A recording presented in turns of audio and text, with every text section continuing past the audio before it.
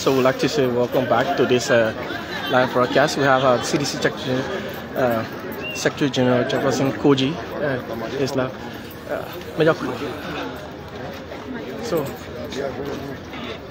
So we have the Secretary General of the CDC before. Mayor Koijee, welcome to the media. Yes, we saw you in the march for Jessica, Justice for Jessica, and you in this T-shirt. We also saw you coming from the Capitol building. You care to tell us what were some of those discussions you had? Well, basically is, as you can see, it's a march of justice. The issue about Jessica, I think what she's going through, no Liberian deserves to go through it. So the legislature has assured us that they are going to give their attention.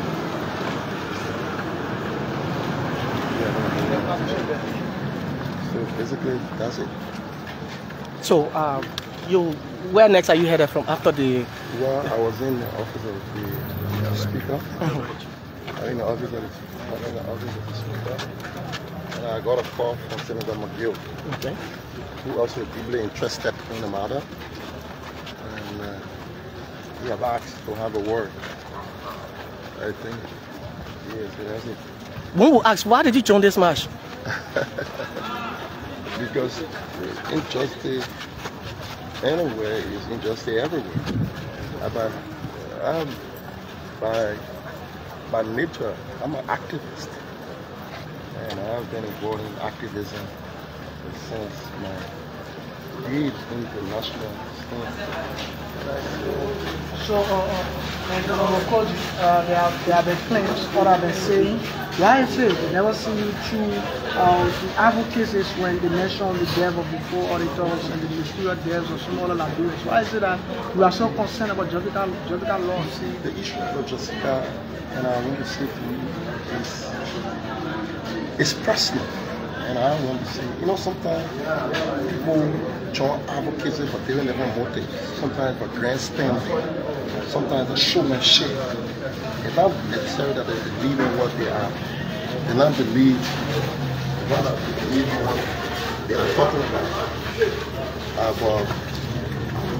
I have time of all memory. I have, even in government, I have engaged even the three medicine board. I may not say it to you. I engaged the family. I saw issues that was happening. I engaged in it. But you know that our society was so polarized of the people was politicizing. They were undermining the sanctity and the independence of Congress. But I'm not a guy who wants to tell the public what my engagement are. I'm a Christian and I know exactly these things I done not for recognition. These things I done for impact. There's no other public engagement here when I was in government of the 6th year that I Jefferson Koijee, my office was accessible. I met them, whether quietly, even the issue about the rape. I just have an opinion about the human rights report, and I thought the writing of the human rights report was hypocritical.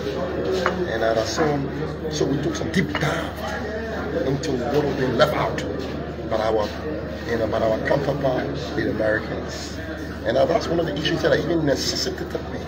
And to join these gallant, courageous, patriotic Liberians who deem it necessary that a force of Jessica must be heard, irrespective of her poverty condition, irrespective of a challenging, condition. It doesn't matter. But she's a human being, and what she's going through, she deserves. And so we talked a while to try, even though our actions are always subjected to interpretation, medical organization, But we are very convicted. We are convinced about what we do. We don't pretend about what we do. We are honest about what we do. So that's why we come out. We do it exactly on the basis of our conviction.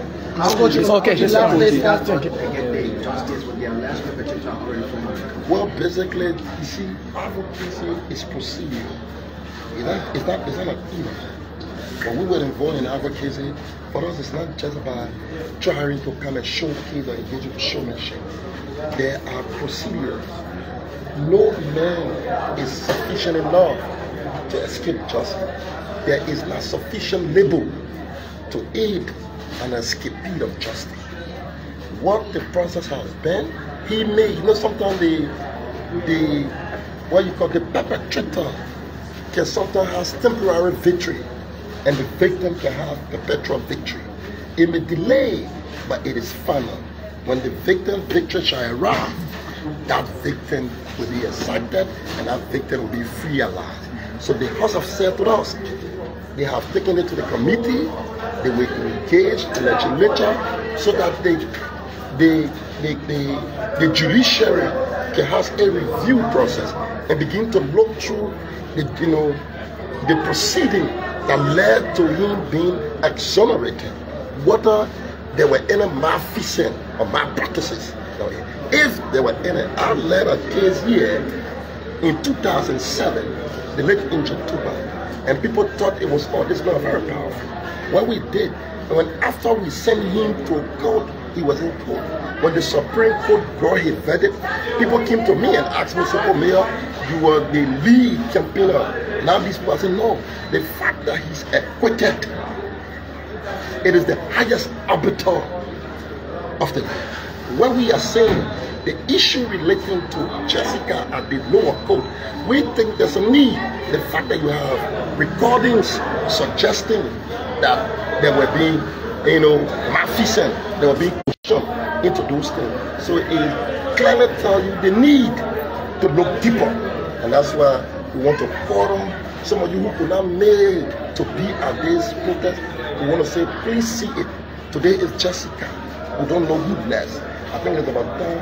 I want to say thank you, a special thank you to Sekou Sharif who came here, and you media people who came here. And I also want to say thank you to the former EPS and the dismissed officer. I'm very excited about them. And so some people trying to take it out of context. These people are in a state, but they decide to, in solidarity of this case. Luckily for them, they were able to meet with the speaker. Their leader met with the speaker, and the speaker assured them that, look, even your case is a remnants of injustice. So we will look into it as well. Liberia is all we have, and that's why we must be meticulous in jealously protecting the peace and sanctity of this country. Winning elections is not an absolute death sentence. You must be cognizant of this, so that we all can be it. We need each and every one of us. No other problem. We were privileged to serve.